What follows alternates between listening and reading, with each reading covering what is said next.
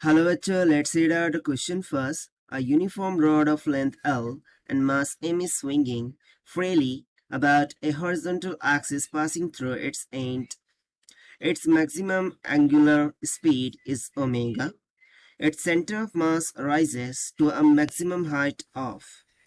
So यहाँ पर देखिए बेसिकली हमें क्या बोल रखा है कि लेट सपोज कि इस तरीके से फिक्स सपोर्ट है, उससे हमने एक रॉड ली, यूनिफॉर्म रॉड जिसकी लेंथ एल के बराबर है और इस तरीके से हैंग कर दी और आप बोल सकते हैं कि भाई सस्पेंड कर दी। सो ये क्या कर रही है, स्विंग कर रही है with respect to the angular velocity omega से।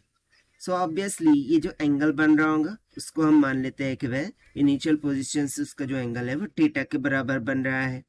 सो हमें फाइंड करना है its centre of mass rises to a maximum height, यानी कि इसका जो सेंटर ऑफ मास होगा वो कितनी हाइट तक के राइज कर जाएगा।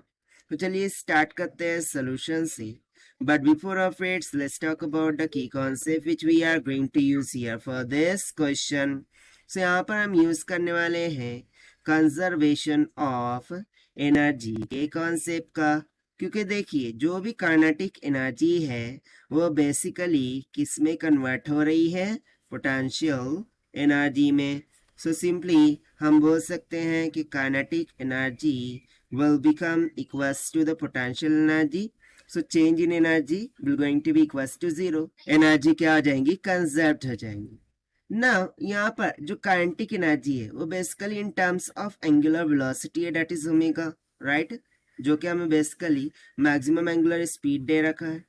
सो इन टर्म्स ऑफ ओमेगा जो काइनेटिक एनर्जी होंगी वो क्या हो जाएंगी, 1/2 I ओमेगा का square and that will be equals to potential energy, तो सिंपली mgh हो जाएगा। ठीक है ना। यदि मैं यहाँ पर मोमेंट ऑफ इनर्शिया लिखूं for this rod about this and, ठीक, सो वो कितना हो जाता है 1/3 into m into this perpendicular distance का होल स्क्वायर यानी कि l का स्क्वायर। सो यहाँ पर हम लिख देते हैं कि ये मोमेंट ऑफ इनर्शिया है अबाउट इट्स एंड। अब इसे हम यहाँ सब्स्टिट्यूट कर देंगे।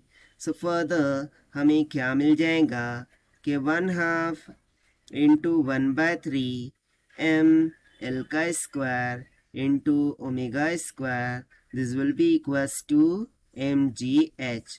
सो यहाँ से m कैंसिल हो गया, हमें कैलकुलेट करना था the maximum height covered by the center of mass, so that will come out to be, वो कितना निकल के आ जाएगा, सिंपली जो भी लेंथ है वो, so यहाँ पर हम मानते हैं कि स्मॉल l है, so ये बेसिकली क्या हो जाएगा, स्मॉल l हो जाएगा, ठीक है ना। सो स्मॉल l का स्क्वायर इंटू ओमेगा का square divided by 3 2 6 times of g के इक्वल, और यही हो जाएगा हमारा आंसर जिसको हमने सॉल्व किया है by using the concept of conservation of energy.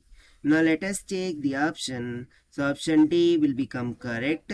So this is the required solution. I hope you understood well. Best of luck. Thank you.